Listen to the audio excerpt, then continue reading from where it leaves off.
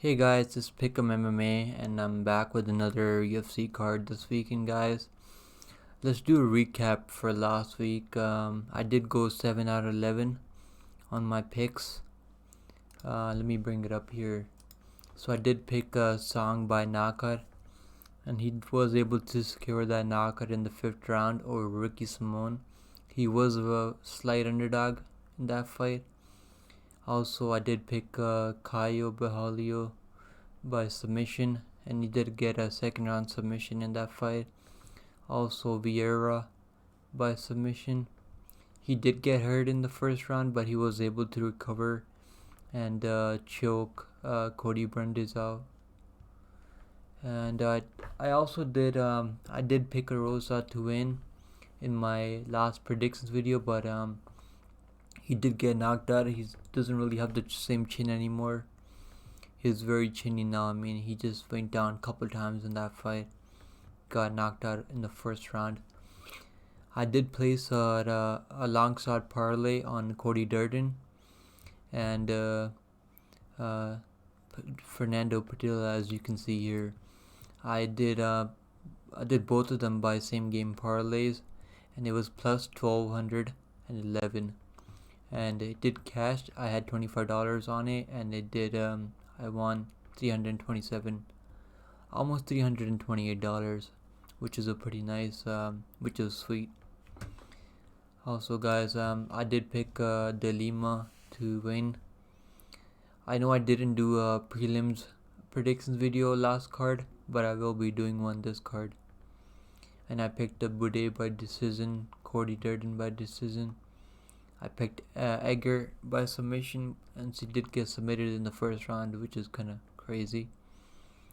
But I mean, you can't sleep on the Russian Ronda, I guess. Also, I picked Newson. This was the last. This fight did change. Brian Kelleher was supposed to fight Marcus McGee.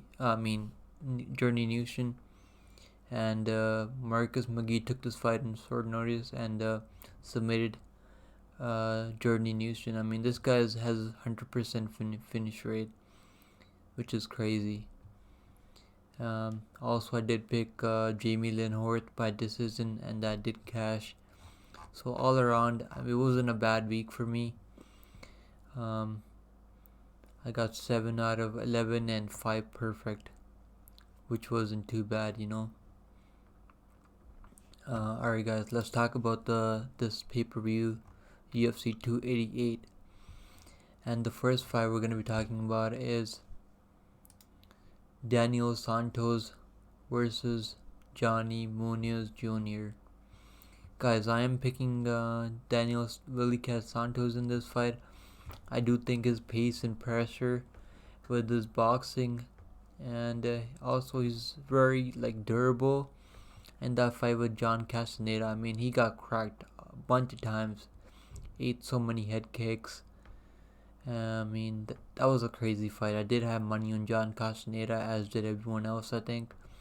And he was able to come back, recover, and knock John Castaneda out with a flying knee, I think it was.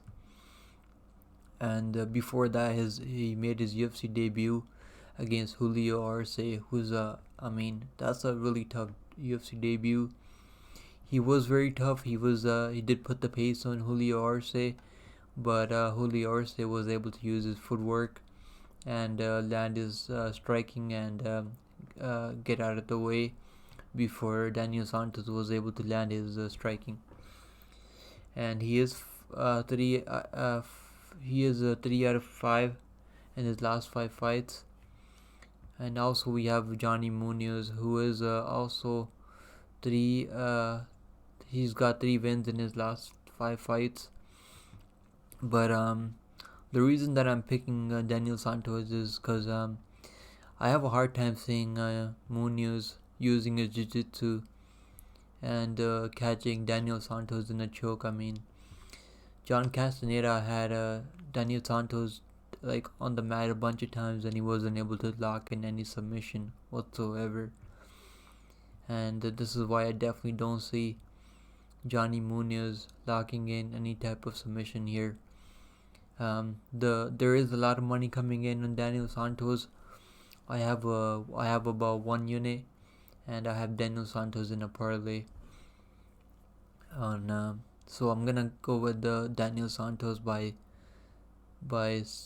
second round knockout. Alright guys, let's go to the next fight now. The next fight on the prelims is Joseph Ugly Man Holmes versus Claudio Ribeiro. I think that's how you say his name. Anyways guys, I'm gonna be picking Claudio Ribeiro by knockout. I don't see this fight going over 2 rounds. Or I think he's gonna get a first round knockout in this. Claudio Ribeiro is the much stronger fighter in this fight. Also, his striking and his power is on another level compared to Joseph Holmes. Joseph Holmes is coming off a submission loss to Jung Eun Park. I mean, Jung Eun Park isn't even in the UFC anymore. Also, he's got a win over Alan Amedovski. I mean, who doesn't have a win over Alan Amedovski? Yeah, guys, the only way I could see Joseph Holmes winning this fight is if Claudio Ribeiro hits him a bunch of times and Joseph Holmes is able to survive the storm, like in the first and second round, and maybe then catching Claudio Ribeiro after Claudio Ribeiro is tired in the third round by a submission. But I have a really hard time seeing Joseph Holmes winning this fight. I do have Claudio Ribeiro in one of my parlays, long shot parlays. I do think he's gonna get a knockout here, but I don't know how juicy the prop's gonna be. But I would rather just take Ribeiro by money line. It's not too bad. The money line isn't too bad. So the official pick is Claudio Ribeiro by first round knockout, guys. Let's go to the next fight, guys, on the prelims. The next fight is Jalgas Jumagulov versus Rafael Estevam. Wow, these names are getting harder and harder. Guys, personally, I don't have anything on this fight right now. I was very impressed by Rafael in his Contender Series fight. He got a nice TKO ground and pound win over Jao Elias, who's a pretty good veteran of MMA. I mean, he's got also a couple LFA win by knockout, whereas Jalgas is coming off one win in his last 5 fights. I did think Jalgas got a win over Charles Johnson, but the judges just didn't give it to him because he got really tired in the last third round in that fight against Charles Johnson, and Johnson was able to put the pace and use his boxing on Jalgas and edge out that split decision. I'm going to be picking Rafael Estevam, but I wouldn't personally put too much money on him right now. Maybe I'll put maybe like quarter unit on him just to see how it goes. But Jalgas is very durable. I mean, he's only been knocked out like once, if I remember correctly. Yeah, he's been knocked out twice. Never been submitted before. He is He's got 1 win out of 5 and 5 losses in the UFC. I definitely think Rafael is gonna win this fight. I'm gonna take Rafael by decision here, guys. The next fight on the prelims is Ikram Aliskerov versus Phil Hawes. I mean, this fight is very tricky, guys. I know Ikram is a slight favorite here. Not a slight, moderate favorite here. This is a hard fight for him. I mean, Ikram got a very nice win over Mario Souza by Kimura, but he was eating some strikes from Mario in the first round before he took him down and got that Kimura. His striking obviously isn't too good. right now, but I think he's probably gonna be improving. He's gonna be working on his striking. Guys, I'm gonna be taking Ikram obviously by submission, third round submission. Also I could see Ikram maybe taking Phil Haas down and holding his wrist and just hammering away with his punches, ground and pound win maybe. But he's mostly a submission guy. Like most of the time he gets submissions. Um, Phil Haas has pretty good wrestling. I mean, I've never really seen him get dominated on the mat. Um, he's coming off a loss to Ramin Delice, where I think he had an injury in that fight, and then his corner just didn't stop the fight. Just let him go out there against Delice, who just put him down. So I don't know how his chin isn't obviously the same anymore. He's coming off of his last 3 wins were over Nasruddin Imavov, where he got a majority decision win, and Kyle Dacus and Darren Wynn by knockout.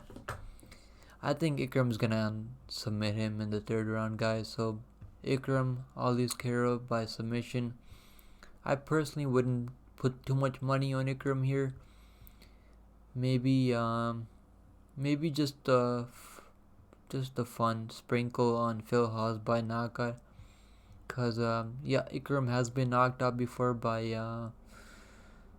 Hamza Chimaev with an uppercut. That was early in his career.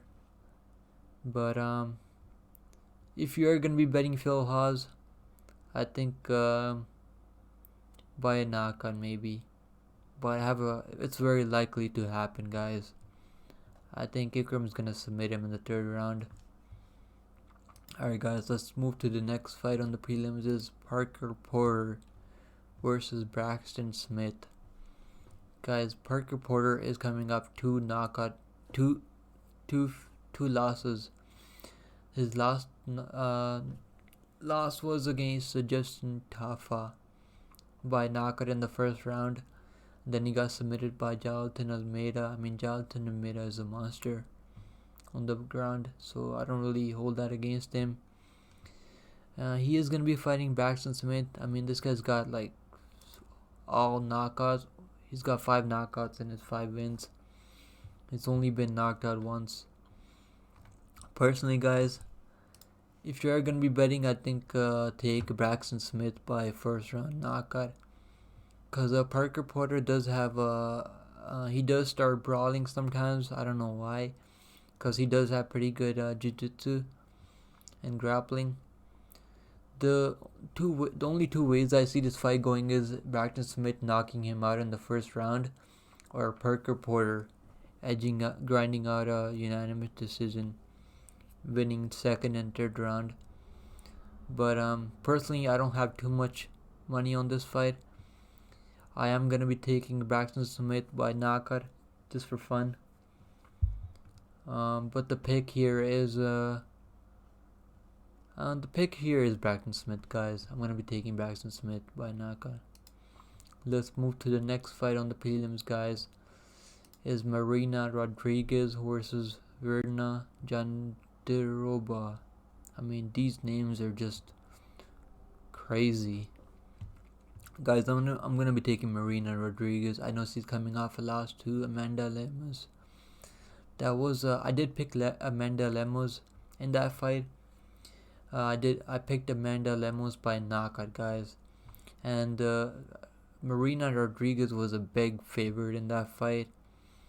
This is the only reason you're getting her at a slight favorite odds here, because she is coming off a loss to Amanda Lemos. I remember a lot of people were picking up Marina Rodriguez against Lemos, but she just couldn't get her striking going in that fight, and Lemos hits like a truck. That's why I picked Amanda Lemos in that fight, guys. Anyways, I'm going to be taking Marina Rodriguez in this fight. I think she's the much better fighter here. Her striking is much better, and she's got very good jiu-jitsu also. She's got some wins by knockout, 6 wins by knockout, one win by submission, and she's only been finished once by Amanda Lemos. She's only has 2 losses, guys. She is 6-2 in the UFC, whereas Werna has never been finished in her career. She has lost 3 times by decision, guys. In the UFC, she is 4-3, and I think after this fight, she's gonna be 4-4. I'm gonna be taking Marina Rodriguez money line, guys. I do think she's gonna be able to win this fight by decision, unanimous decision, guys. So that's my pick, Marina Rodriguez. If you're gonna be betting, bet money line. Please don't put any girls in your parlays, guys. I do have Marina Rodriguez in a long shot parlay, but don't put her in like your like safety parlays, guys. But I'm very confident on Marina Rodriguez winning this fight. We never know how women's fights can go. So that's my pick, guys. Let's go to the next fight on the prelims. Is Chaos Williams versus Rolando Bedoya. Okay, guys. Obviously, I'm gonna be picking Chaos Williams. I mean, this guy hits like a fucking truck. Sorry for swearing, guys, but I mean, in that loss against Randy Brown, I mean, he knocked Randy Brown down like once, and then Randy Brown was able to put the volume on Chaos Williams, and Randy Brown was able to get that split decision nod by the judges. But he also is coming off a knockout win over Miguel Baeza, unanimous decision win over Matthew Semmelsberger. I mean, Matthew Semmelsberger has been looking pretty damn good. He like knocked Jeremiah Wells down like 3 times in that fight, so that's a pretty good win to have. He's lost to Michel Pereira by decision. Got a win over Abdul Razak Al Hassan by knockout. I mean, he hits like a truck to put Abdul Razak Al Hassan down like that with his right hand. Rolando Bedoya isn't a bad fighter in my opinion, but this is a very hard UFC debut. He does have very good striking, like volume striking, but he doesn't really have that crazy power like Chaos Williams. This is why Chaos Williams is the minus 300 here. Chaos Williams is 1 inch taller and has almost 1.5 inch reach. So the pick here is Chaos Williams by knockout, guys. Let's move to the next fight on the prelims. Is Devin Clark versus Kennedy Nzechukwu. Guys, I'm gonna be taking Kennedy here. I know Devin Clark has a very underrated wrestling. His last win was over Down Jung by unanimous decision, where he took him down over and over and just grinded that win out.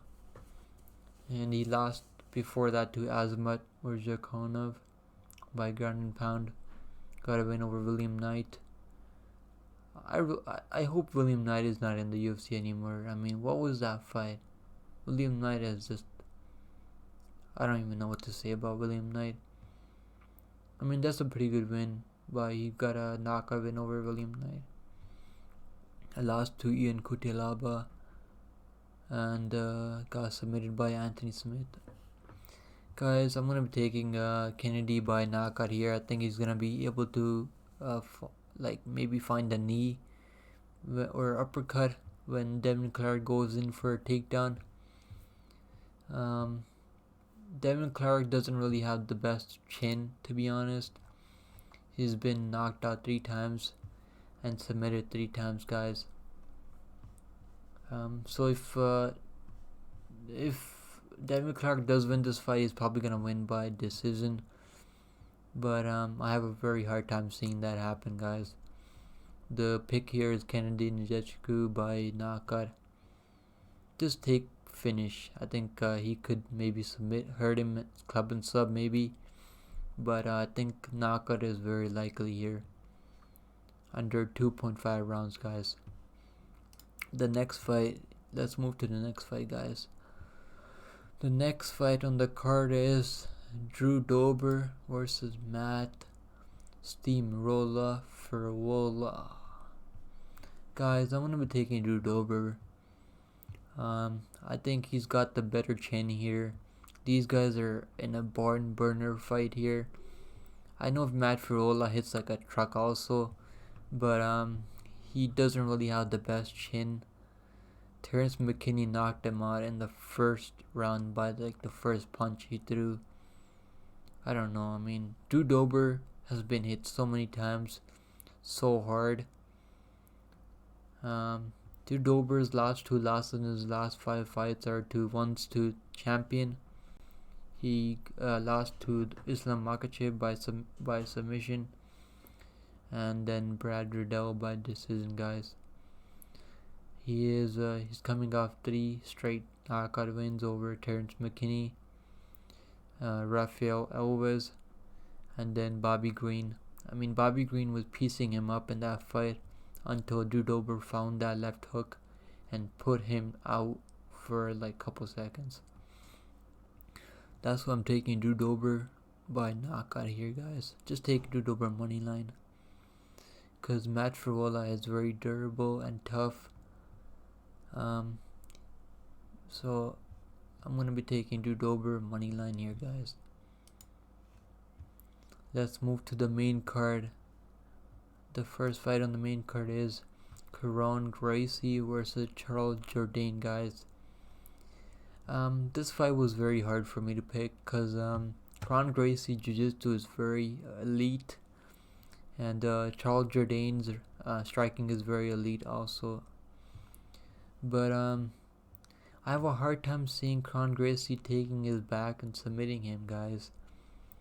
And every round starts on the feet, guys. So I could see Kron Gracie submitting him in the first round, maybe, because Charles Jourdain does get kind of wild out there. Jourdain is coming off 2 losses. One to Shane Burgos, where in the 3rd round he really put it on Shane Burgos. I really thought he did enough to get that win, but the judges didn't agree, so they gave that win to Shane Burgos. And he's coming off a unanimous decision win, lost to Nathaniel Wood. Nathaniel Wood is a top 15 in my opinion, so I mean I can't really hold that against him. And he's coming off a loss to Julian Narosa. I mean, that's not a good loss to have by submission. I'm gonna go with Kron Gracie, guys. I was gonna pick Charles Jourdain, like I just changed. I'm gonna go with Kron Gracie. I know Julian Rosa is a pretty good fighter, but if he's able to submit you, like, I could definitely see Kron Gracie submitting Charles Jourdain in the first round. Cause and Kron Gracie is very tough, guys.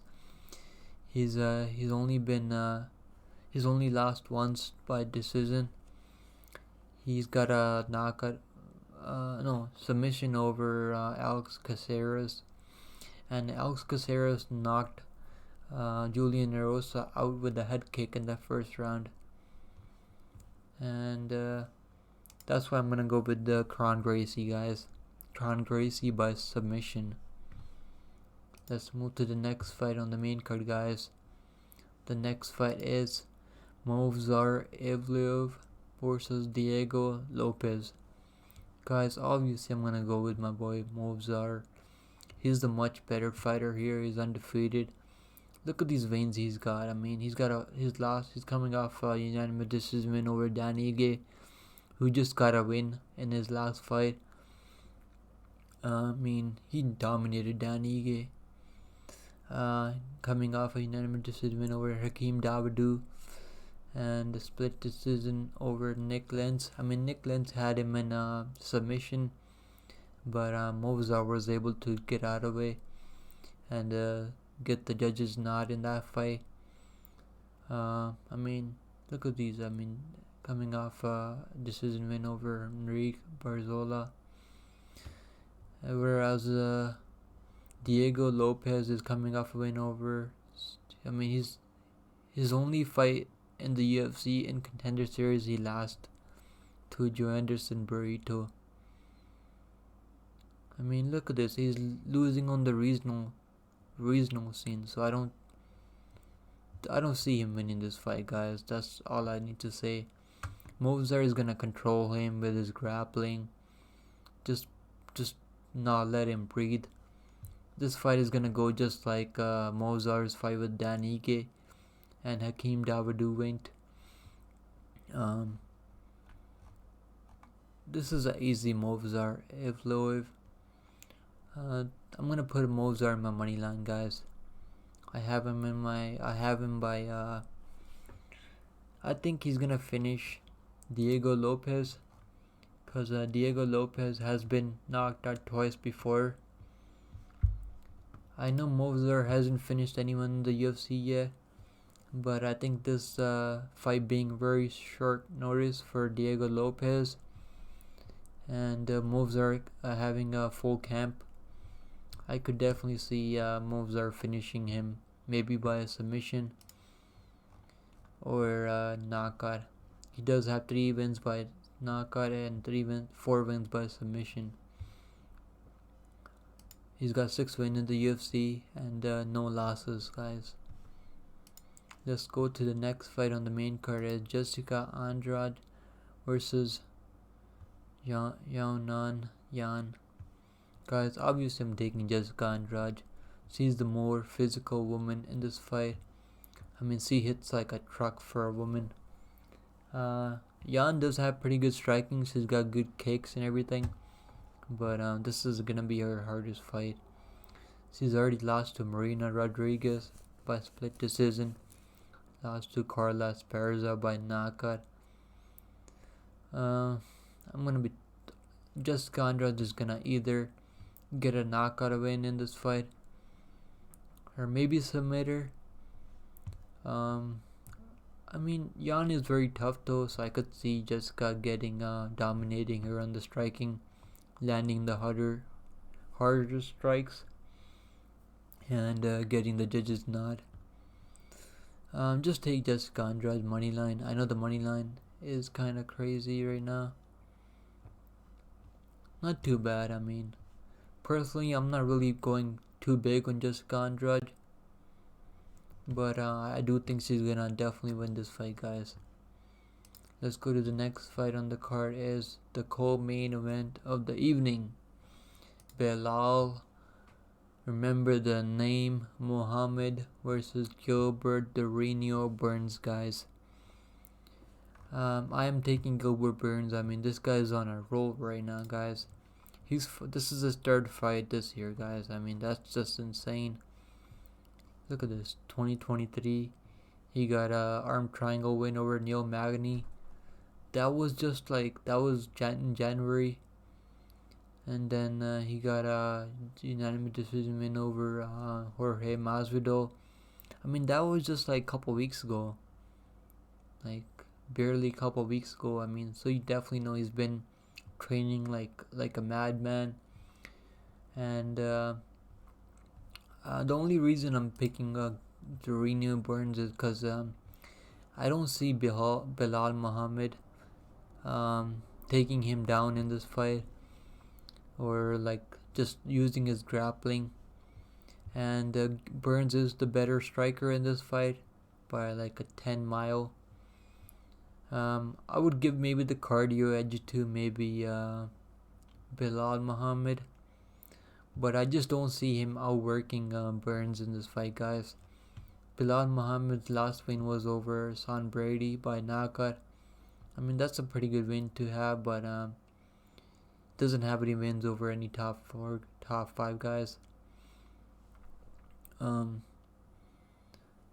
Before that, he got a very boring decision win over Sente Luque. Then unanimous decision win over Thompson. And then Damien Maya. I mean, his last fight was around 6 months ago, whereas Burns is coming off like almost 2 weeks ago. His last win was over Jorge Masvidal 2 weeks ago. That's why I'm taking Gilbert Burns. The money line is pretty good right now, guys, so just take the money line because anything can happen in this fight.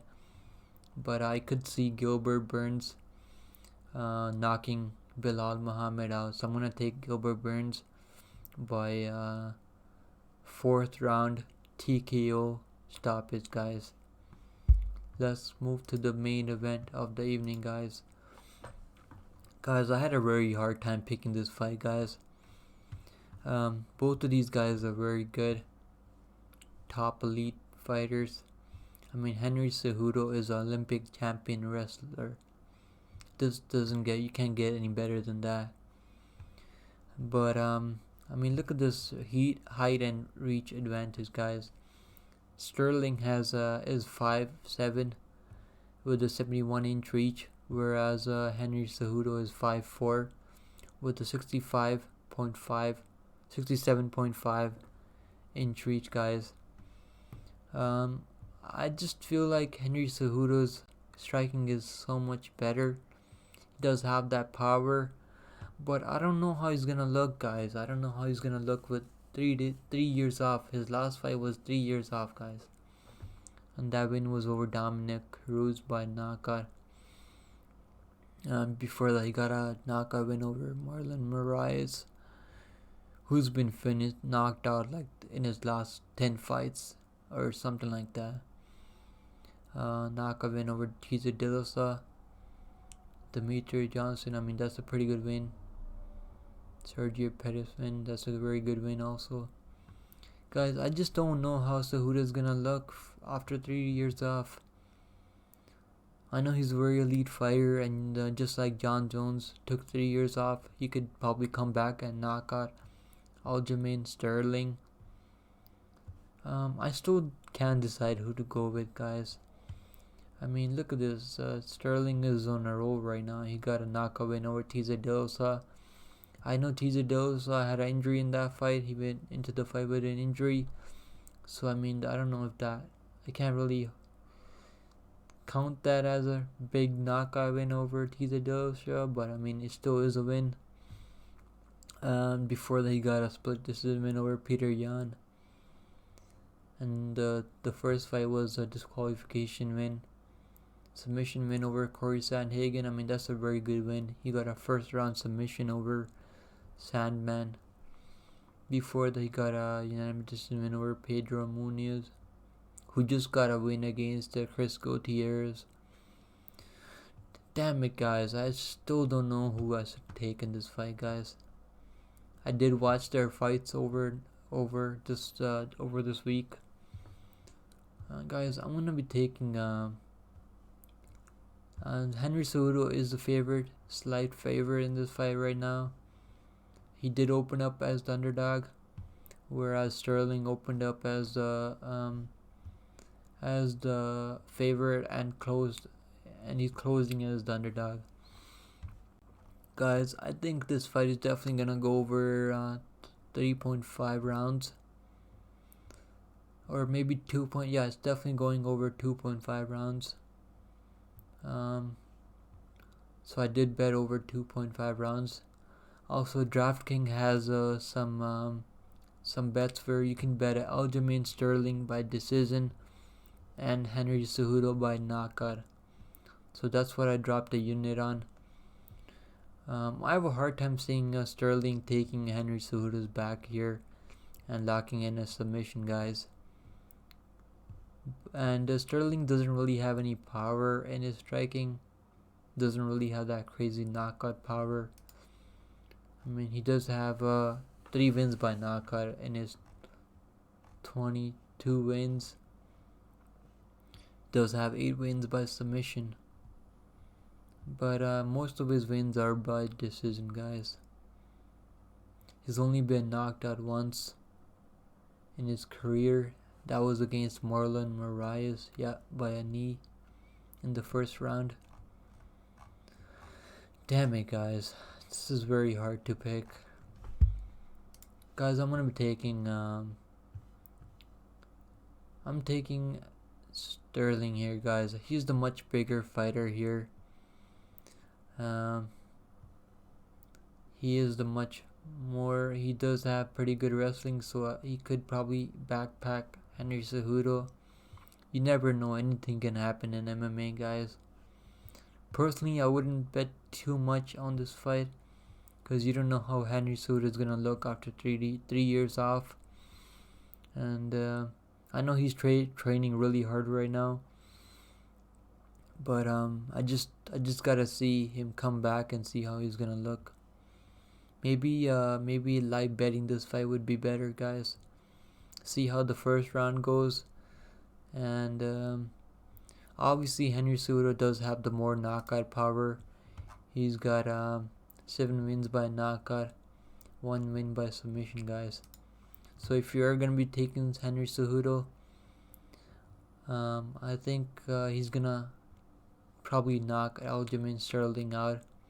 I mean, 25 minutes is a long time, and Sterling does have that awkward. He does leave his chin up high when he throws, so I could see Henry Cejudo catching him with his striking.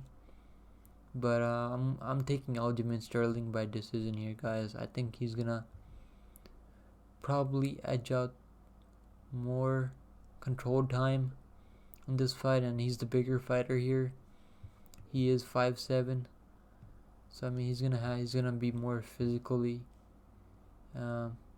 more physical here, I think. So that's it, guys. That's my predictions for this card. Good luck to everyone, guys. I hope the best to all of you guys. Leave a comment and like, subscribe, guys. I'm trying to get to 50 subscribers. Please help me get there. Thank you, guys. I hope you guys enjoyed this breakdown, and good luck to all of you. Let's make some money.